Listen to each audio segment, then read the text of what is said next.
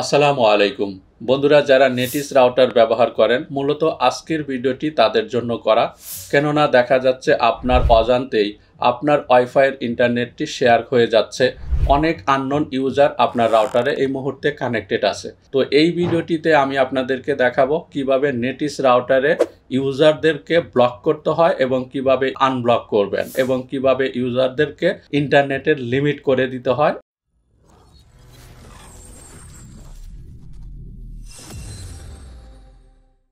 তো বন্ধুরা, চলে আসলাম আমার মোবাইল স্ক্রিনে। প্রথমে বি ওয়াইফাই নেটিস রাউটারের অ্যাপসটি আপনারা ইনস্টলেশন করে নেবেন। কিভাবে বি ওয়াইফাই ইনস্টলেশন করতে হয়, কিভাবে অ্যাকাউন্ট করতে হয়, এই বিষয়ে আমার চ্যানেলে আরেকটি ভিডিও দেয়া আছে, সেটি আপনি আই বাটনে ক্লিক করে অথবা ডেসক্রিপশন বক্সে থেকে দেখে নিতে পারেন। তো প্রথমে বি ওয়াইফাই এই অ্যাপসটি ওপেন করে নিব। ওপেন করার পরে যেহেতু আমরা দেখাবো কিভাবে ইউজারদেরকে ব্লক করতে হয়, কিভাবে ইউজারদেরকে আনব্লক করতে হয়, তাহলে দেখুন এখানে প্রথমে দেখাচ্ছে ইউজার অনলাইন টার্মিনাল ডিভাইস, এই অপশনটাতে ক্লিক করব। এখানে কতগুলো ইউজার এই মুহূর্তে আমার কানেক্টেড আছে সেটি আপনি দেখতে পারবেন।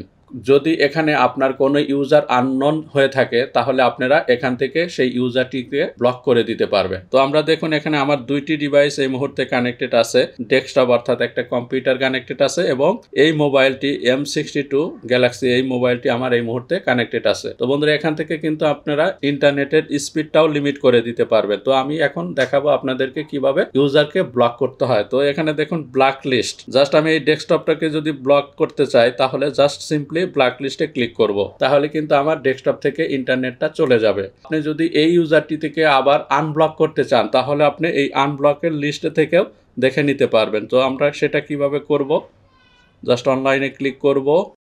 ওকে, এখানে ডিভাইসের আমরা ক্লিক করব। ডিভাইসে ক্লিক করার পরে এখানে দেখুন ডিভাইস ব্ল্যাক লিস্ট, এই অপশনটাতে ক্লিক করব।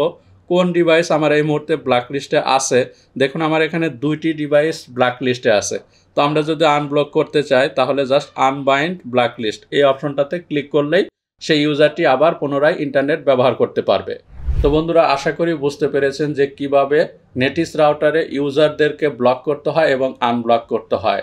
এছাড়াও টিপি লিঙ্ক রাউটারে কিভাবে ইউজারদেরকে ব্লক করবেন, আনব্লক করবেন, এই বিষয়ে আমাদের চ্যানেলে আরও ভিডিও দেওয়া আছে, সেখান থেকে আপনারা ভিডিওটি দেখে নিতে পারবেন। যদি আজকের ভিডিওটি ভালো লেগে থাকে তাহলে অবশ্যই ভিডিওটিতে একটি লাইক দিয়ে বন্ধুদের সাথে শেয়ার করুন। আর যারা এখন আমাদের চ্যানেলটি সাবস্ক্রাইব করেননি তারা অবশ্যই চ্যানেলটি সাবস্ক্রাইব করবেন। তো ভালো থাকবেন, সুস্থ থাকবেন, ধন্যবাদ।